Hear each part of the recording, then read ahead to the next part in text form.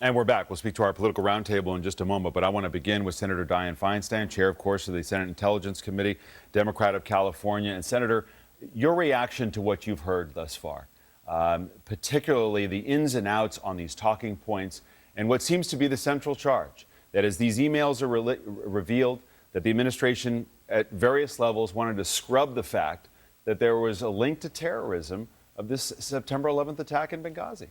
Well, I disagree with the conclusion. We have held 6 separate hearings. We have interviewed every intelligence head.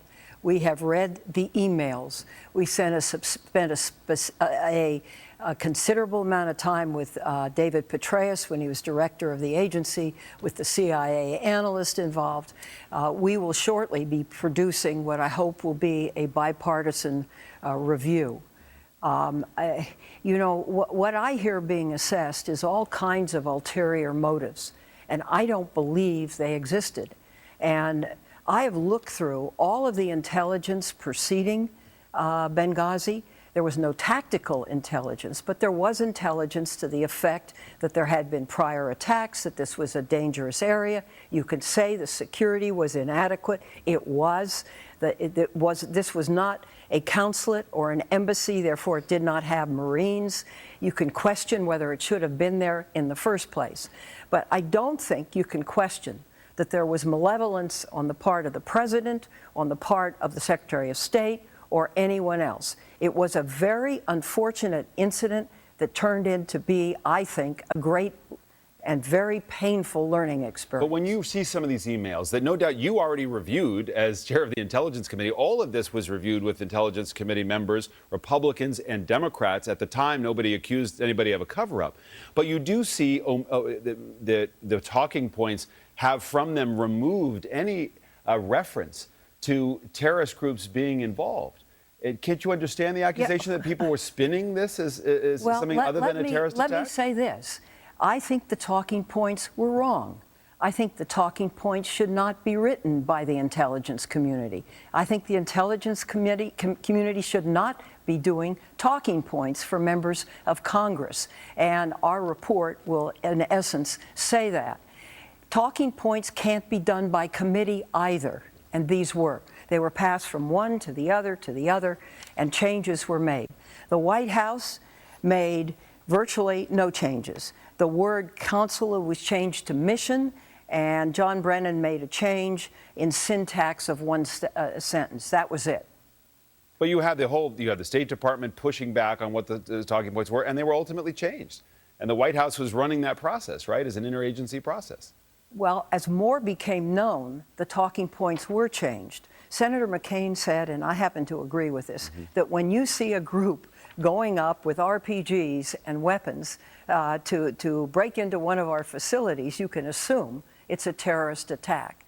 Unfortunately, the word extremist was used, which is not as crystal clear as terrorist.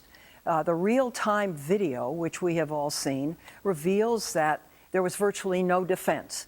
The militia from Libya sent to guard the embassy disappeared the minute these people came down the street. These people just walked right into the facility. So that is the painful learning lesson that we have. Well, there's also a political charge that is coursing through this. A pivotal moment of all of this, back in February, Senator McCain was on this program, and this was the exchange with what he thought was an actual cover-up. Watch this. And shouldn't people be held accountable for the fact that 4 Americans what? died? You said there's a cover-up. A cover-up of what? I'm just asking you, a cover-up of what? Of the information concerning the deaths of 4 brave Americans. The information has not been forthcoming. You can obviously believe that it has. I know that it hasn't. Why did the president for 2 weeks during the heat of a campaign, continue to say he didn't know whether it was a terrorist attack or not?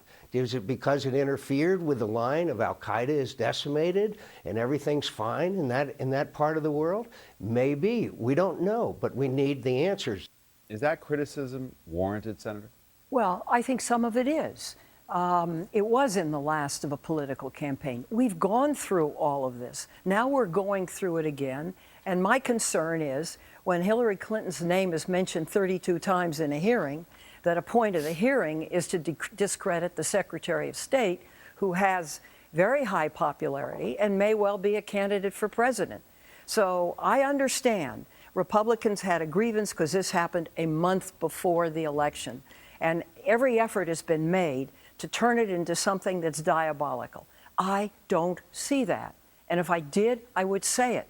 But I don't see that. Rand Paul says in Iowa, as he's ramping up for a presidential run, talking about Secretary Clinton, it was inexcusable. It was a dereliction of duty, he said. It should preclude her from holding higher office. Well, I think that's nonsense.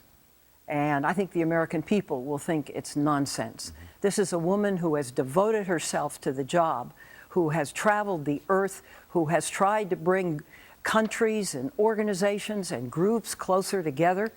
She's a builder, not a divider. And I think, I'm really sorry, because what is happening is that the credibility is being lost when these attacks take place. First on the president, now on the Secretary of State. And candidly, we have looked into this probably more than anyone in terms of time spent. And our Intelligence Committee will have a report, and I hope we will put some of these things to rest. I want to ask you about the other big issue you're working on this week. That is immigration. Is there going to be an overall immigration reform bill that's passed in the Senate? I don't have to tell you, you've been involved in the markup. The pushback from Republicans is, look, we have got to get border security right, and it's got to be tough before we get to any of the business of a citizenship pathway for those here illegally. Well, we saw in the committee, we passed 32 amendments Thursday.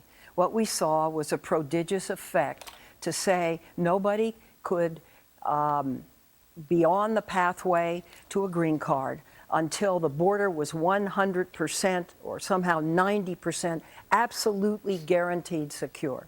The Border Patrol has been doubled. There are nearly 25,000 Border Patrol now on the border, and intrusions have dropped dramatically. Of the fence, the Secretary of Homeland Security testified that about 300 I think close to 350 miles of fence have already been built. And there's some left to do. It's less than 50 miles. We have air resources, you have drones, you have cameras. The border has been fortified more than any time in our history. And I think that we need to move ahead with this. I think we will move ahead. I think it's our chance. If we fail this time, I think you're not going to have another chance in the next decade. So I am very hopeful. The people, the Gang of Eight, has held together. They understand the break points. They're supporting one another. If that continues on the floor, when the bill gets to the floor, I think we have a very good chance of success. Let me widen this discussion. David Brooks, as we talk again about Benghazi. Here this morning, and what's new this morning, the chairman of the House Oversight Committee is falling short of saying this was Hillary Clinton and President Obama's fault. But he does say the administration essentially directed the intelligence community to back off what they wanted to say. Right. There's an underlying narrative here, which I actually think is wrong. The underlying narrative is that the CIA is this bunch of technically pure, non-political people, and then they produce a product which is then doctored by a bunch of political people, either at state or at the White House.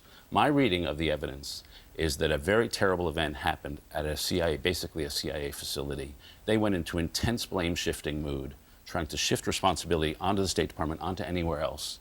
And the State Department pushed back. They said, no, it's not our fault, it was your facility. And so they pushed back and they said, why are we suddenly releasing information that we haven't been releasing so far? So the CIA was super aggressive. There was some pushback. Out of that bureaucratic struggle, all the talking points were reduced to mush, and then politics was inserted into it. So I don't think we should necessarily say this is politics intruding on a CIA pure operation. Congressman, don't you see the muddle in all of this? That it's not so clearly Watergate as some Republicans allege? Well, look, I'm not out to try to bring anybody down. I just want the answers. And, I look at a couple of things. Number one, who changed the talking points? These are questions that go to motivation. But I do know that Ambassador Rice went on every morning show and said this was a result of a YouTube video. This was not a terrorist attack. It was frankly told to us in a closed-door meeting in Congress by Hillary Clinton, too. And the other question, You know, as a pilot in the military, I went to survival training, and the first thing they tell you is your country, just know, no matter how long you're in prison, your country will move heaven and earth to come get you. And it appears in this case, the country didn't move heaven nor earth to come get them. And the administration says, well, we had 7 hours, we couldn't have made it in time. And to me, that's irrelevant. What matters is you didn't know when the second attack was coming. Why did you not pull out all the stops to get some assets in place to save these 4 men or any future attack that could be happening? Wes Moore, you're also a veteran of our wars in Iraq and in Afghanistan. That is something you hear a lot in this community, in the Special Forces community and in the diplomatic community, which is, why didn't they go after our guys to try to do something? And was there enough contingency planning? It's a question I asked Ambassador Pickering, to be able to move if something like this were to occur. Well, I think the challenge was both under contingency planning, but also coordination about who actually had the jurisdiction to send in, what was the timeline, because the fact is, you know, I agree with you on the point that regardless of what the timeline was, there should have been contingency plans, particularly once we heard about the level of the threat. Where the challenge, though, comes in, I think this also comes into an idea of lesser included, right? Where we cannot, by trying to overstate the argument, we also undermine the argument, where we have to also understand that at this fundamental core that investigation should happen. There needs to be more that we can understand and a baseline that we can understand from this issue. But then we can start clouding the issue by trying to put in all these other elements, like what Senator Feinstein was talking about, you know, trying to indicate specific individuals who are responsible. That's where this issue becomes clouded. And fact is, that's when the truth also becomes very muddled in as well. Katty Kay, a historical precedent, I think, is interesting, and I've been looking at it this week, and that's the Beirut bombing of 1983, when our servicemen were killed effectively on a landing strip there. A deadly video, the recriminations politically, the president taking responsibility. I was looking at the time, Sam Gibbons of Florida saying, I've only got 3 words, Lebanon, Reagan's Vietnam. Senator Fritz Holling saying that the deployment of American troops in this type of situation borders on the criminal. All they're doing is sitting there hunkered down at the end of a runway waiting to be killed, and on he goes. A tragedy that became a political issue. Here in Benghazi, it somehow becomes a scandal. What is the difference between tragedy and actual scandal? It is the insertion of politics, and if you are a Republican who feels that this is a cover-up, you feel you've been vindicated this week. Democrats feel that the Republicans are trying to smear the White House with this.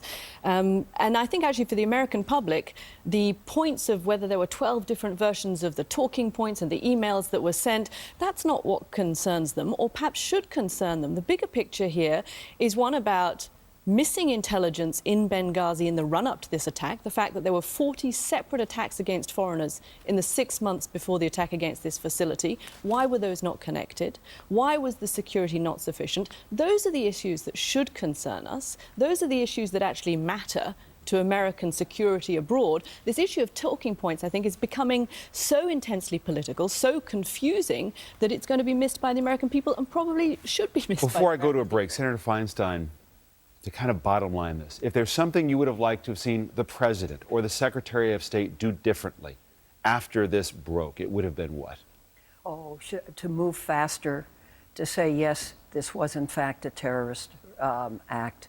I mean, it was so evident. And But why did they drag their training heels on it camps then? all around there? If you believe that, why did they drag their heels? I can't, because I think this is a cautious administration. You see it in other respects. I respect that, but this is one instance where, you know, it was what it was, and you saw it. The minute you knew what happened, you knew it was a terrorist attack, and you knew these groups had camps all around the area. So, did you think the political campaign was a factor? Hard for me to tell, because I'm not sure what impact it would have had if someone had said from the administration, yes, our mission was attacked. We believe it was some terrorist groups. We need to identify which one. Mm-hmm. I don't see what harm that would have done to the administration. All right. Let me get to a